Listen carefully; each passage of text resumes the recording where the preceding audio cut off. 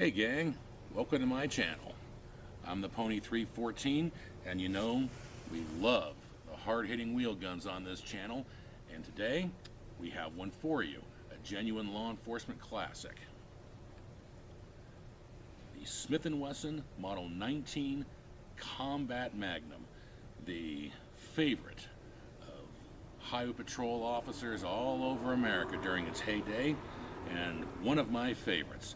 So, how about we go a little bit more in depth with this wheel gun classic? Okay, before we get started, if you could do us a solid and hit that subscribe button, helps out the channel. So, first, here are the basics. This is a 6-shot double or single action revolver, chambered in .357 Magnum and built on Smith & Wesson's K-frame.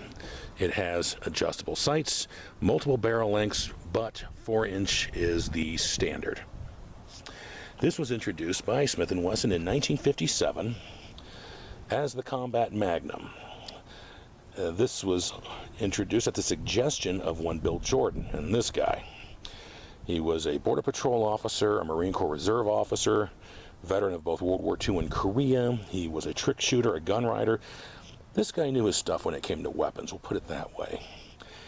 He suggested to Smith & Wesson that if they were to design a .357 Magnum revolver that was lighter and easier to carry than their massive end frames, it would be, as he put it, I believe, a police officer's dream. So, what Smith & Wesson did was they took an earlier design, the Combat Masterpiece, a .38 Special revolver, later called the Model 15, and, well, they beefed up the design, so to speak, so that it can take .357 Magnum. And in 1957, the Smith & Wesson Combat Magnum was born, and that same year, Smith & Wesson introduced something else, model numbers, and it became the Model 19. Though I much prefer Combat Magnum. It sounds cool, sounds like an 80s action flick. And as it turns out, Bill Jordan was very right. It was a police officer's dream, particularly at the state level. Highway patrolmen who tended to operate alone out in the middle of nowhere with backup far away probably thought that a easy to carry but extremely powerful revolver was a very comforting thing to have. A lot of sheriff's departments used it. Saw use on the federal level. I think Border Patrol, go figure, and Immigration and Naturalization.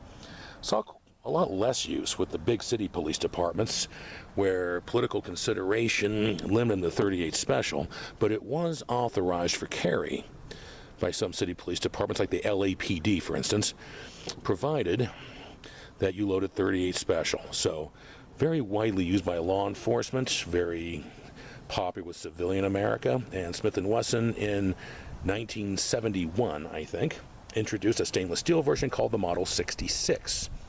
Customers like options.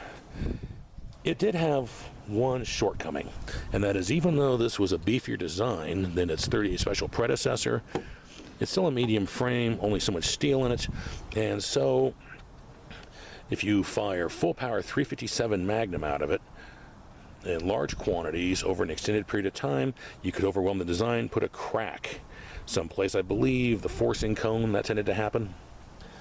So what I hear a lot of officers did, who were very aware of this problem, they practiced with .38 Special throughout the year. They would fire a few shots of .357 Magnum here and there to stay used to the recoil, and then they would carry .357 Magnum on the job.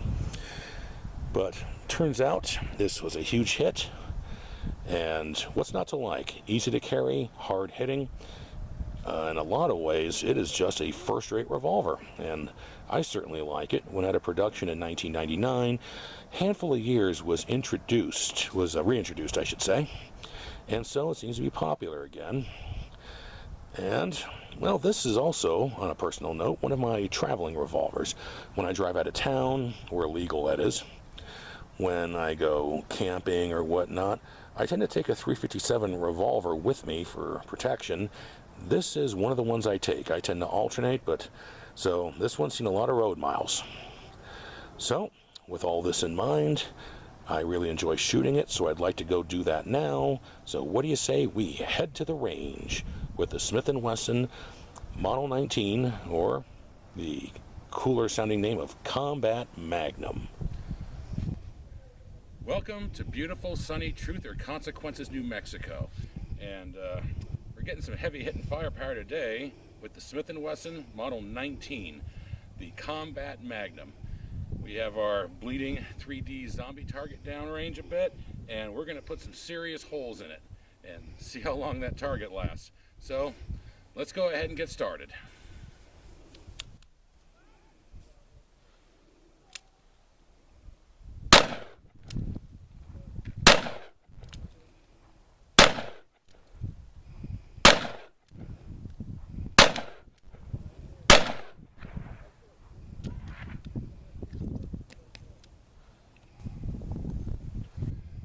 Now that sure took a chunk out of him, didn't it? Well, we're going to go double action this time and take another chunk out of him. So, let's get loaded, let's get started.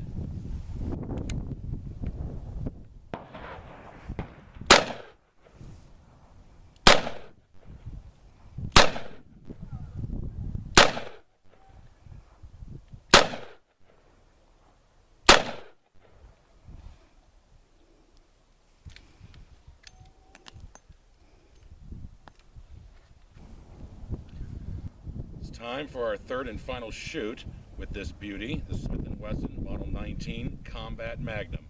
Gonna do a combination of single and double action this time, and if you're really good, I might even squeeze in a couple of headshots.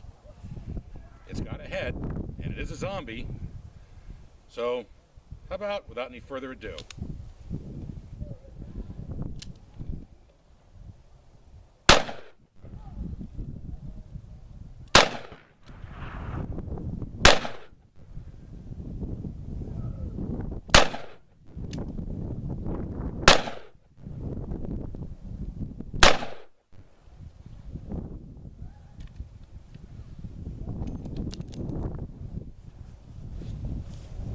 okay, for one thing, did you see that big hole that went right through that zombie's head?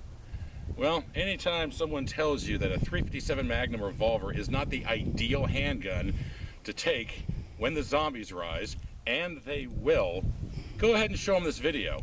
Besides, if you show them this video, my viewership goes up.